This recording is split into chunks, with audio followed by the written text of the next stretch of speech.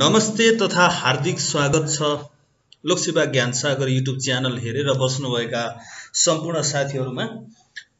आज तपाईहरु समक्ष फेरि नयाँ विषयमा नयाँ भिडियो लिएर उपस्थित भएको छु। भिडियोलाई अन्तिमसम्म हेरेर साथ दिनुहोला भन्ने मेरो अनुरोध छ र आजको विषय रहेको छ वित्तीय शासन र नेपालमा यसको अवस्था कस्तो छ।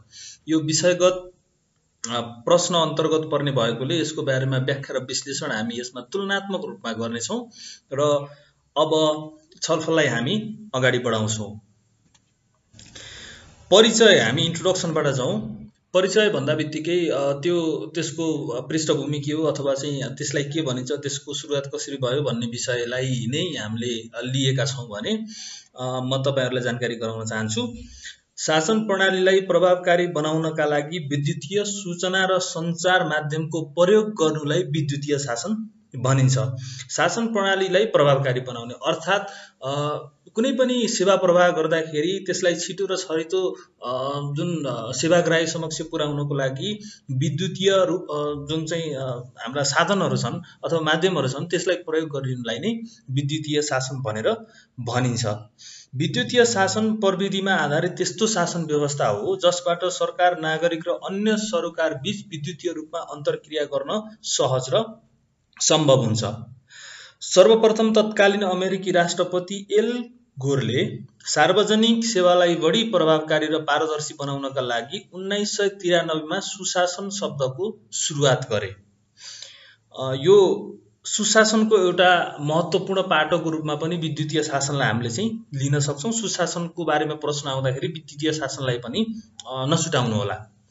पछि सन् 1998 मा बिल क्लिन्टनले गभर्नमेन्ट पेपरवर्क एलिमिनेसन एक्ट 1998 घोषणा गरेपछि सुशासनको विषय चर्चामा आयो भने नेपालमा यसको सन्दर्भमा यसको धेरै लामो इतिहास चाहिँ छैन।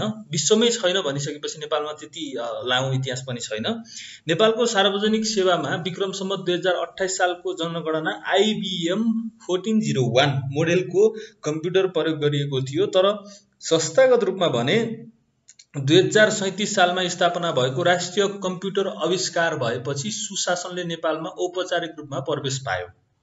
जनताको सर्वाङ्गीण विकासका लागि सार्वजनिक सरोकारका सेवा र सूचना जनस्तर समक्ष पुर्याउने व्यवस्था नै विद्युतीय शासन हो। यसलाई फेरि परिभाषित गरिएको छ, कागजविहीन कार्यालयको अवधारणालाई आत्मसात गर्न यस अवधारणाको विकास भएको। त्यस्तै गरी पहिलो पटक भरतपुर हो, यहाँ भरतपुर छुटेछ। भरतपुर नगरपालिकामा स्थानीय स्तरमा विक्रम सम्वत 2049 सालमा विद्युतीय शासन लागू भएको थियो। नेपालमा विद्युतीय शासनलाई प्रभावकारी ढंगले सञ्चालन गर्न 2006 सालमा ई-गभर्नेन्स मास्टर प्लान लागू गरियो, तर कार्यान्वयन भने चाहिँ हुन सकेन।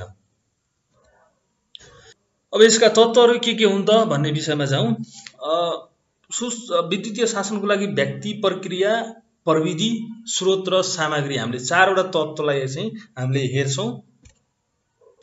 विद्युतीय शासनको उद्देश्य के छ त भन्दाखेरि सरकारलाई सक्षम, सुदृढ, सेवामुखी र प्रभावकारी बनाउन, शासकीय परिपाटीलाई पारदर्शी र उत्तरदायी बनाउन, सार्वजनिक सेवा अनलाइनमा उपलब्ध गराउने, सीमाविहीन सेवा प्रवाह गर्ने, सेवा प्रवाहमा मित्यभित्ता ल्याउने, कागजविहीन प्रशासनको अवधारणालाई कार्यान्वयनमा ल्याउने, राज्य संयन्त्रमा आम नागरिकको सहभागितालाई सुनिश्चितता गर्ने, विश्व अर्थतन्त्रमा सहभागिता जनाउनु, विद्युतीय स्मरणको माध्यमबाट प्रशासकीय कार्यबोझ र भारलाई कम गर्न, चेतनशील समाजको निर्माण गर्न, ज्ञान र सूचनाको माध्यमबाट नागरिकलाई सशक्तिकरण गर्न, क्षमता, दक्षता, विज्ञतामा आधारित शासन सञ्चालन गर्न, विद्युतीय शासनको अन्तिम गन्तव्य सुशासन हो भन्ने मान्यतालाई सार्थक रूपमा प्रष्ट पार्न। यसका आवश्यक शर्तहरू के छन् त भन्दाखेरि विद्युतीय शासनलाई कार्यान्वयन गर्नको लागि अवधारणा मात्रै र कसैले कुनै एक पक्षले मात्रै चाहेर हुँदैन। त्यसकारणले गर्दाखेरि यसका बहुआयामिक पक्षहरूले को चाहना र सक्रियतामा मात्रै यसलाई प्रभावकारी रूपमा कार्यान्वयन गर्न सकिन्छ। त्यसकारणले गर्दाखेरि यसका केही आवश्यक शर्तहरू छन्, जस्तो कि देख्न सक्नुहुन्छ राजनीतिक इच्छा, प्रतिबद्धता र सबल नेतृत्व, उपभोक्तामुखी सेवा प्रदान गर्ने अभ्यास, राष्ट्रको नीति र कानुनी प्रावधानले समर्थन गरेको हुनु पर्यो, समन्वय, सहयोग, अन्तर्क्रिया र मा अत्यन्त राम्रो हुनुपर्ने, स्रोत साधन र आधारशिलाको उपलब्धता भएको हुनु पर्यो, उपयुक्त प्रकारको संस्थागत व्यवस्थापन, मैत्रीपूर्ण कर्मचारी तन्त्र निर्माण, परिवर्तनलाई संस्थागत गर्ने संस्कृतिको विकास, जनताको दबाव र सहयोग दुवै आवश्यक रहेको हुन्छ। यी महत्त्वपूर्ण आवश्यक शर्तहरू हुन् विद्युतीय शासनलाई प्रभावकारी बनाउनको लागि।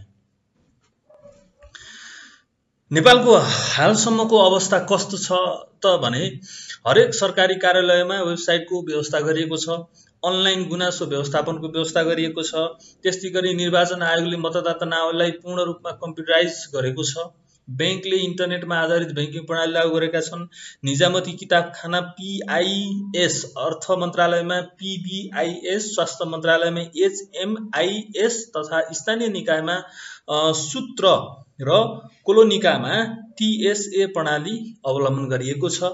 सन् 2010 देखि सबैलाई कम्प्युटर शिक्षा कार्यक्रम ल्याइएको छ।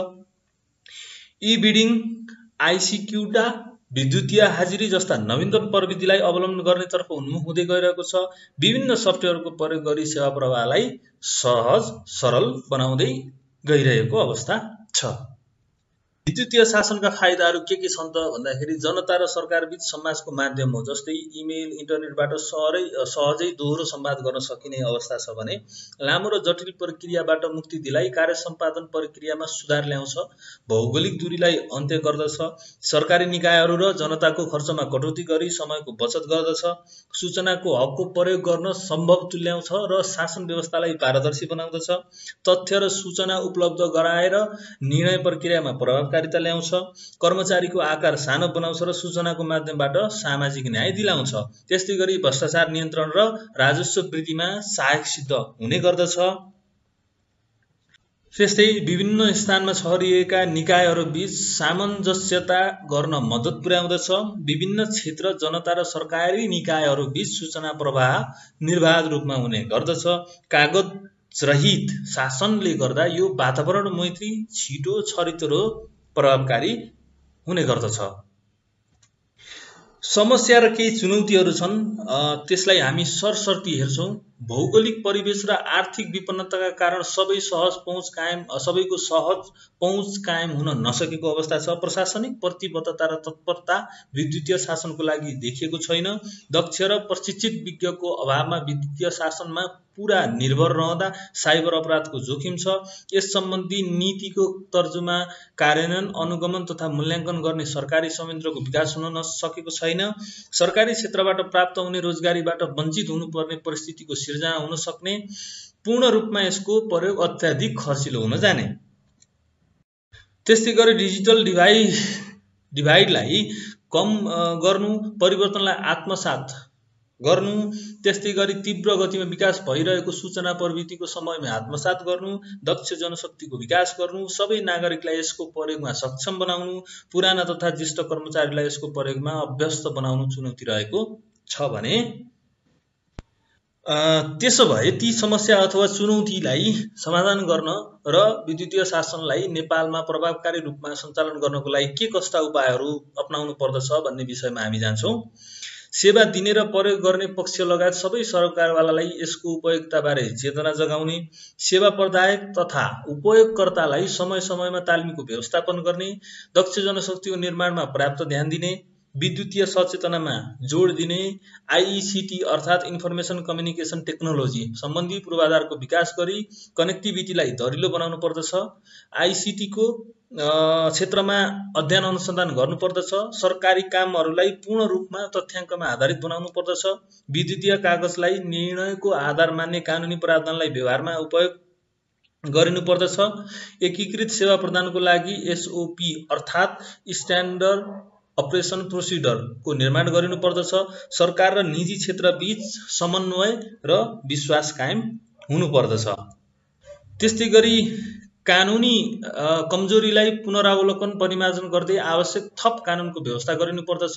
कर्मचारी तन्त्र तथा राजनैतिक नेतृत्व प्रतिबद्ध र प्रेरित हुनुपर्दछ। दुर्गम स्थानमा पनि यसको विस्तारमा जोड दिनुपर्दछ। वैदेशिक सहायतालाई पनि विद्युतीय शासनमा अथवा शासन प्रणालीमा समावेश गर्नु पर्दछ।